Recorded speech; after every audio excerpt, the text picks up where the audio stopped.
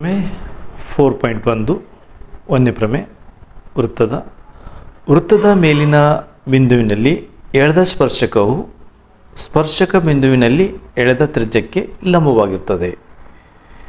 ಇದು ವೃತ್ತದ ಮೊದಲನೇ ಪ್ರಮೆ. ಇಲ್ಲೊಂದು ರಫ್ ಡಯಾಗ್ರಾಮ್ ತೆಗಿತೆ ನೋಡ್ರಿ. ವೃತ್ತದ ಮೇಲಿನ ಬಿಂದುವಿನಲ್ಲಿ ಎಳೆದ ಸ್ಪರ್ಶಕ ಪಿ ಓ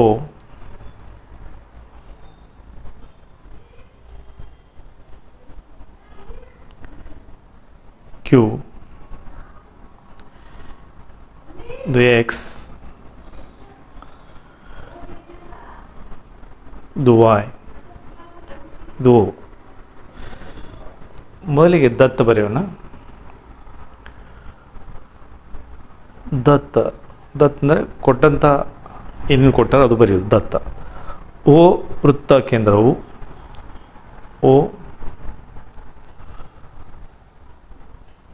ವೃತ್ತ ಕೇಂದ್ರ ಮತ್ತು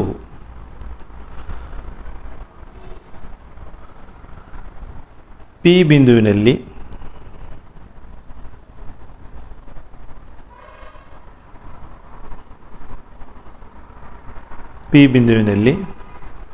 ಎಕ್ಸ್ ವೈ ಒಂದು ಸ್ಪರ್ಶಕವಾಗಿವೆ. ಒಂದು ಸ್ಪರ್ಶಕವಾಗಿದೆ.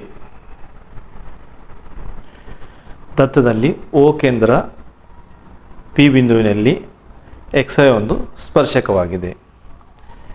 ಈಗ ಸಾಧನೀಯ ಬರಿಬೇಕು.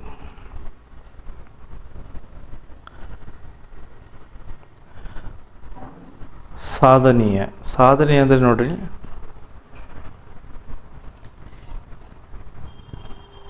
ಏನು ಕಂಡುಹಿಡಿಬೇಕಾಗಿತ್ತು? O P perpendicular to X Y. O P perpendicular to X Y.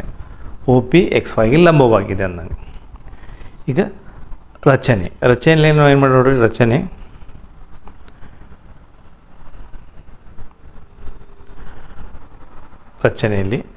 ಅದರಲ್ಲಿ ಎಕ್ಸ್ಟ್ರಾ ಏನು ಮಾಡ್ಯೋ ಅದು ಬರಿಬೇಕು. ಪಿಯನ್ನು ಹೊರತುಪಡಿಸಿ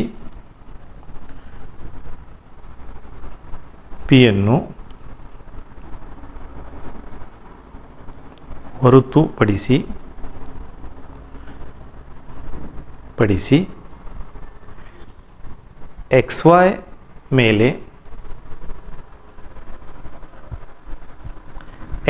ಮೇಲೆ ಮತ್ತೊಂದು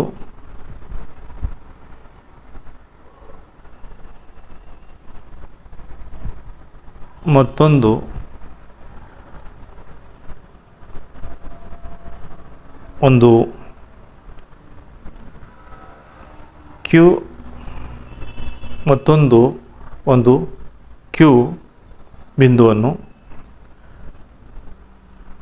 ಆಗಿರಲಿ.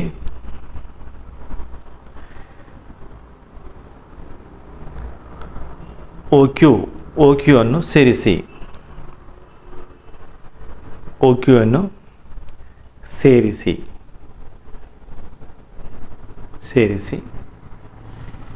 ಈಗ ಸಾಧನೆ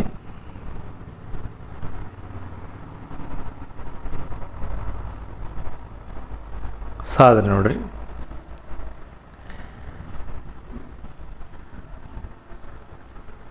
ಕ್ಯೂ ಸ್ಪರ್ಶಕ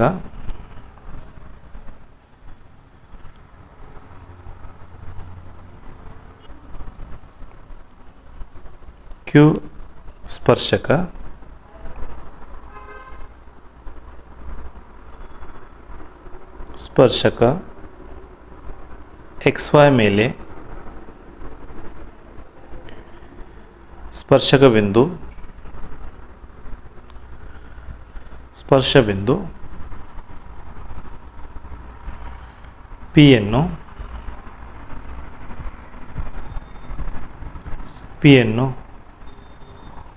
ಹೊರತುಪಡಿಸಿ ಹೊರತುಪಡಿಸಿ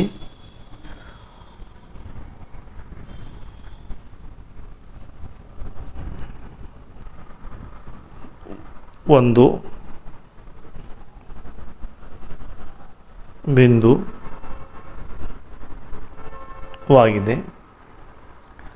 ಆದ್ದರಿಂದ ಕ್ಯೂ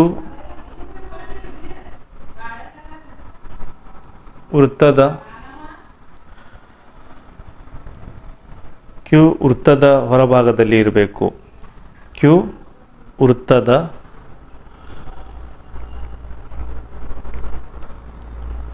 ಹೊರಭಾಗದಲ್ಲಿರಬೇಕು.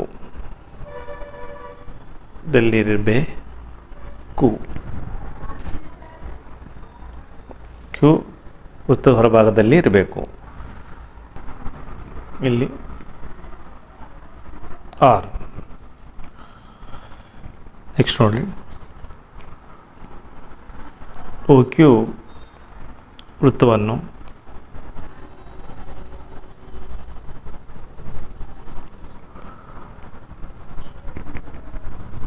ಆರ್ ಬಿಂದುವಿನಲ್ಲಿ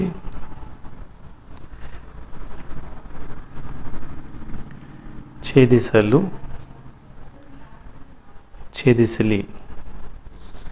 So therefore OP equal to OR, OQ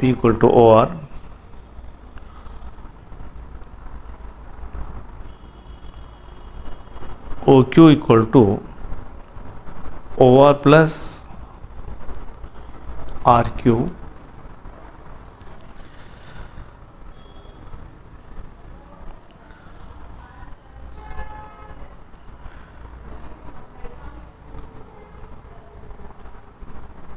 OQ greater than OR,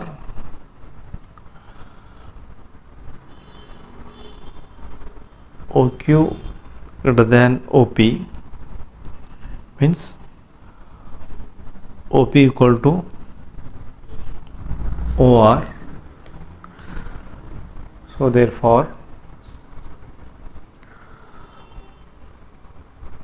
OP perpendicular to XY. ಅದರಲ್ಲಿ ಸಾಧನೆಯಲ್ಲಿ ನಾವು ಏನು ಹೇಳಿ ನೋಡ್ರಿ, OP ಪರ್ಪೆಂಡಿಕ್ಯುಲರ್ ಟು XY ನಮಗೆ ಆನ್ಸರಲ್ಲಿ ಬಂದುಬಿಟ್ಟೈತಿ. ಈ ಥರ ಪ್ರಮೇಯವನ್ನು ಬರೀಬಹುದು. ಇದು ಮೊದಲು 4 ಪಾಯಿಂಟ್ ಇತ್ತು, ಈಗ 10.1 ಆಗಿದೆ ನೋಡ್ರಿ, ಚೇಂಜ್ ಆಗಿದೆ. ಎಕ್ಸಸೈಸ್ 10.1 ಅದು ಬರೀರಿ. ವೃತ್ತದಲ್ಲಿ ಬರುವ ಎರಡನೇ ಪ್ರಮೇಯ ನೋಡ್ರಿ, ಪ್ರಮೇಯ 2 10.2. ಬಾಹ್ಯ ಬಿಂದುವಿನಿಂದ ವೃತ್ತಕ್ಕೆ ಎಳೆದ ಸ್ಪರ್ಶಕ ಉದ್ದವು ಸಮವಾಗಿರ್ತವೆ. ನೋಡಿರಿ, ಬಾಹ್ಯ ಬಿಂದುವಿನ ಅಂದರೆ ನೋಡಲಿ ಒಂದು ರಫ್ ಡಯಾಗ್ರಾಮ್. ಬಾಹ್ಯ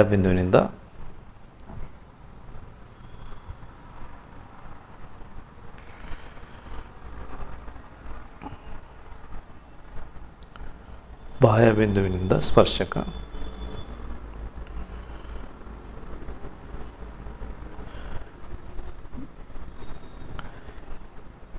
ಪಾಯಿಂಟ್ ಕೊಡ್ರಿ. P Q R O. ಇಲ್ಲಿ ದತ್ ಬರ್ತೀವಿ ನೋಡ. ದತ್ ಅಂದರೆ ಕೊಟ್ಟಂತ ಎಲ್ಲ ಬರಿಬೇಕು. ವೃತ್ತ ಕೇಂದ್ರದಿಂದ O ವೃತ್ತ ಕೇಂದ್ರ P ಬಿಂದುವಿನಿಂದ P ಬಾಹ್ಯ ಬಿಂದು ಬರೀರಿ. P ಬಾಹ್ಯ ಬಿಂದು PQ ಮತ್ತು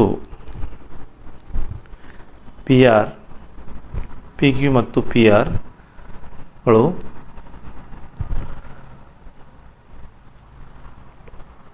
ಬಾಹ್ಯ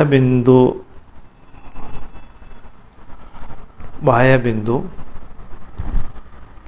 P ನಿಂದ ವೃತ್ತಕ್ಕೆ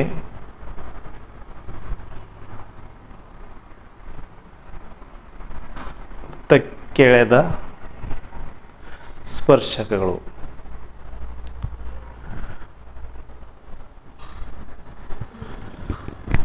ಪಿ ಕ್ಯೂ ಮತ್ತು ಪಿ ಆರ್ ಮತ್ತು ಪಿ ಕ್ಯೂ ಇವು ವೃತ್ತಕ್ಕೆಳೆದ ಸ್ಪರ್ಶಕಗಳು.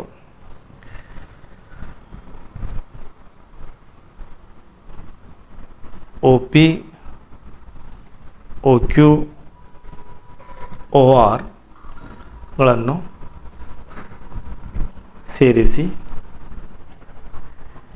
ಸೇರಿಸಿದೆ.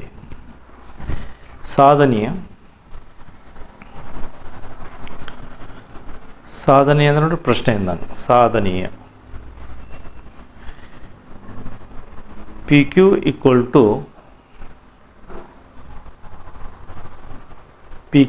ಪಿ ಆರ್ ಎಳೆದ ಸ್ಪರ್ಶಗಳು ಈಕ್ವಲ್ ಅದ ಅಂತ ಹೇಳೋದು. ಈಗ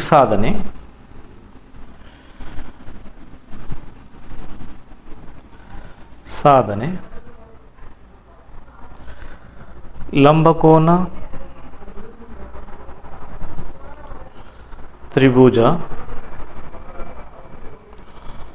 ಒ ಕ್ಯೂ ಪಿ ಮತ್ತು ಒ ಆರ್ ಪಿ ಗಳಲ್ಲಿ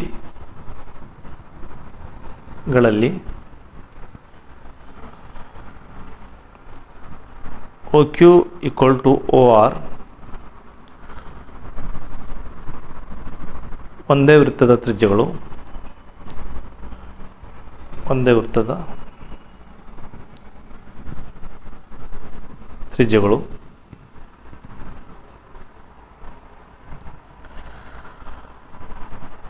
ಒ P equal to O P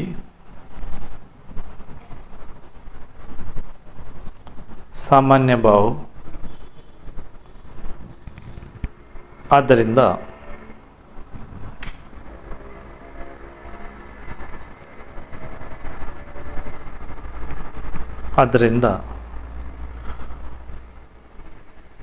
O Q P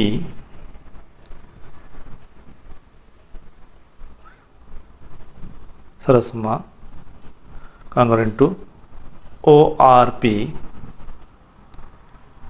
ಯಾಕಂದರೆ ಲಂಬಕೋನ ಬಾಹು. ಸೊ ಈ ಥರ ಇಷ್ಟು ಬರೆದ್ರೆ ಪ್ರಮೇಯ ಸಾಕಾಗುತ್ತೆ ನೋಡ್ರಿ. ಸೊ ಆದ್ದರಿಂದ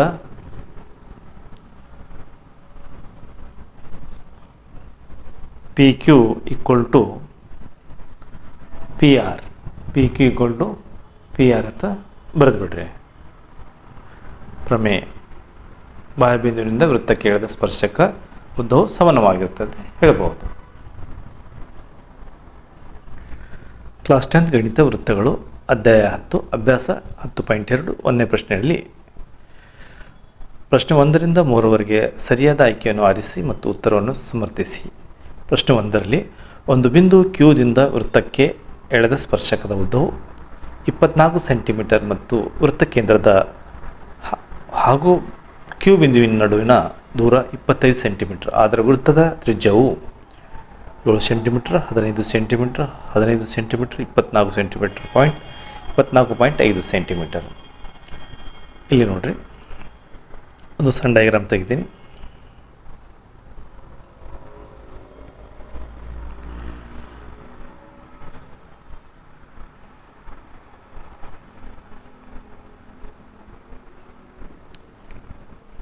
ಒ ಪಿ ಕ್ಯೂ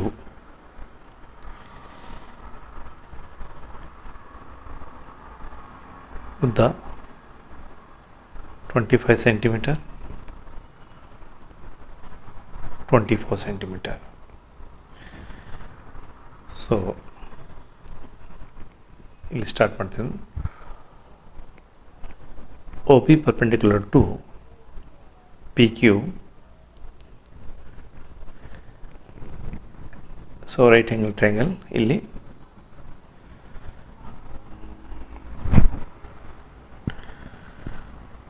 ಒ Q square triangle O P Q Pythagoras ಪ್ರಮೇಯ ಪ್ರಕಾರ ಕೋರಸನ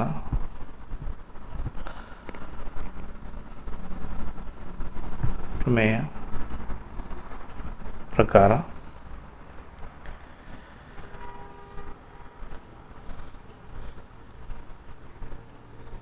ಒ Q square O P square plus Q P square. O Q ನೋಡ್ರಿ 25 ಐತಿ, 25 ಸ್ಕ್ವೇರ್. ಒ ಪಿ ಇಲ್ಲ ಅಷ್ಟೇ ಇಡ್ರಿ, Q P 24 square, 25 625. O P square 24 square 576. 625 ಒಳಗೆ 576 minus ಮಾಡಿರಿ.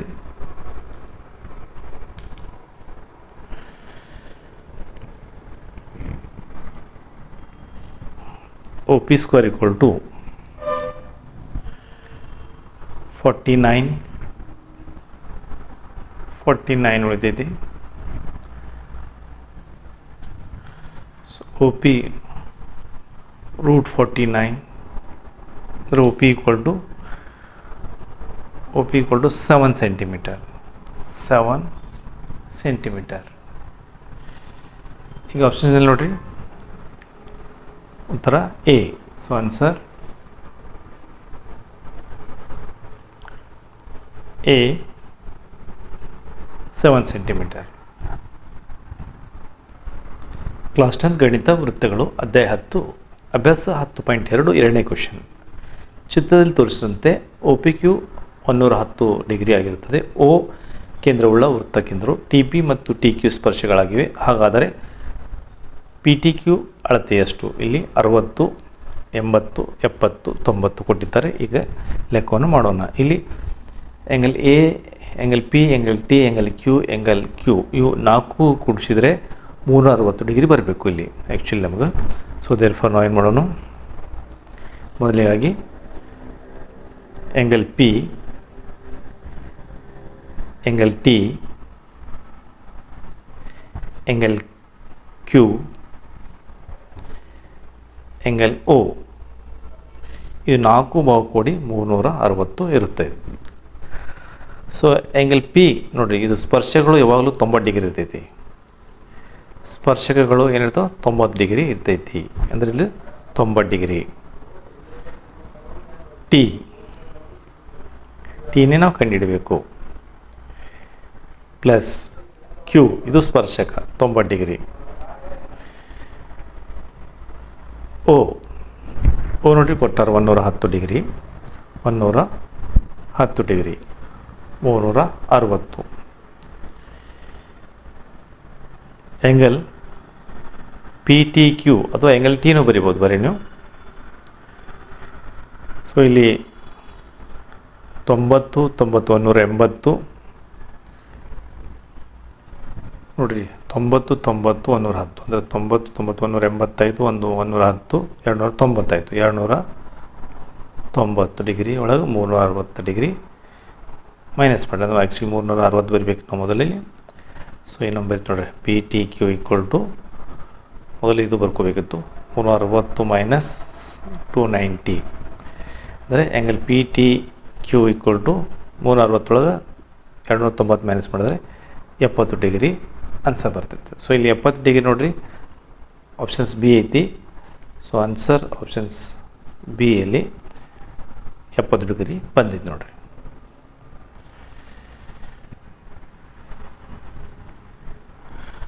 Class 10 ಗಣಿತ ವೃತ್ತಗಳು ಅಧ್ಯಾಯ 10 ಅಭ್ಯಾಸ 10.2 ಮೂರನೇ ಕ್ವೆಶ್ಚನ್. ಓಕ್ ವೃತ್ತಕೇಂದ್ರವು ಒಂದು ವೃತ್ತಕ್ಕೆ ಪಿ ಬಿಂದುವಿನಿಂದ ಎಳೆದ ಸ್ಪರ್ಶಕವು ಪಿ ಎ ಮತ್ತು ಪಿ ಬಿಗಳ ನಡುವಿನ ಕೋನ 80 ಡಿಗ್ರಿ. ಆದರೆ ಪಿ ಎ ಅಳತೆಯನ್ನು ಕಂಡುಹಿಡಿಯಿರಿ.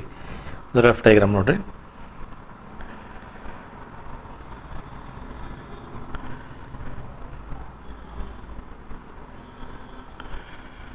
ಸ್ಪರ್ಶಕ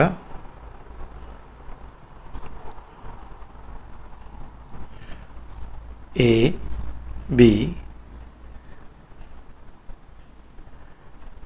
ಎ ಬಿ ಇದು ಪಿ ಮಾಡೋಣ. ಇದು 80 degree. O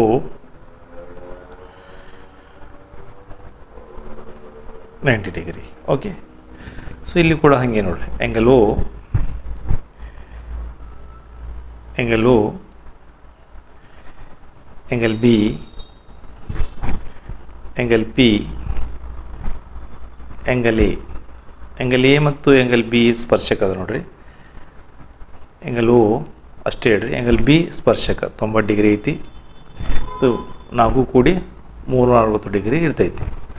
plus angle P 80 ಕೊಟ್ಟಾರ ನೋಡ್ರಿ, 80 ಡಿಗ್ರಿ. ಆ್ಯಂಗಲ್ ಎ ಇದು 90 ಡಿಗ್ರಿ ಐತಿ, ಯಾಕಂದರೆ ಸ್ಪರ್ಶಕ ಐತಿ, ಕೊಟ್ಟು 360. Angle O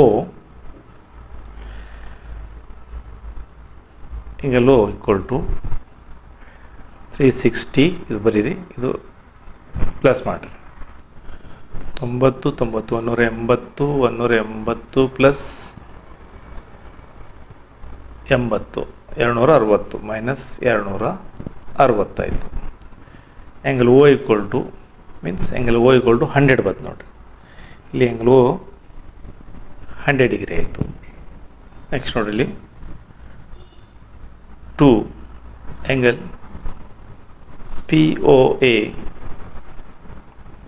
equal to angle P O B. ಅಂದರೆ ನೋಡಿದ್ರಾಗ ನಾವು 100/2 ಮಾಡಿದ್ರೆ ಇಲ್ಲಿ 50 ಡಿಗ್ರಿ ಬರ್ತೈತೆ. ಸೊ ನಮ್ಮ ಆನ್ಸರ್ 50 ಡಿಗ್ರಿ ಬಂದರೆ ಹೆಂಗೆ? ಸೊ ಆನ್ಸರ್ ಅಂದರೆ ಇದಕ್ಕೆ 50 ಇದಕ್ಕೆ 50, ಈ ಕಡೆ 50, 100 ಬಂದರೆ, ಸೊ ಈ ಕಡೆ 50 ಈ ಕಡೆ 50 ಮೀನ್ಸ್ ನಮ್ಮ ಆನ್ಸರ್ ಎ 50 ಡಿಗ್ರಿ. ಈ ವಿಡಿಯೋ ನೋಡಿದ್ದಕ್ಕೆ ಎಲ್ಲ ವಿದ್ಯಾರ್ಥಿಗಳಿಗೆ ಧನ್ಯವಾದಗಳು. ಈ ವಿಡಿಯೋ ಎಲ್ಲ ವಿದ್ಯಾರ್ಥಿಗಳು ಉತ್ತಮ ಗ್ರೂಪ್ನಲ್ಲಿ ಶೇರ್ ಮಾಡಿ, ಲೈಕ್ ಮಾಡಿ ಮತ್ತು ಸಬ್ಸ್ಕ್ರೈಬ್ ಆಗಿರಿ. ಧನ್ಯವಾದಗಳು.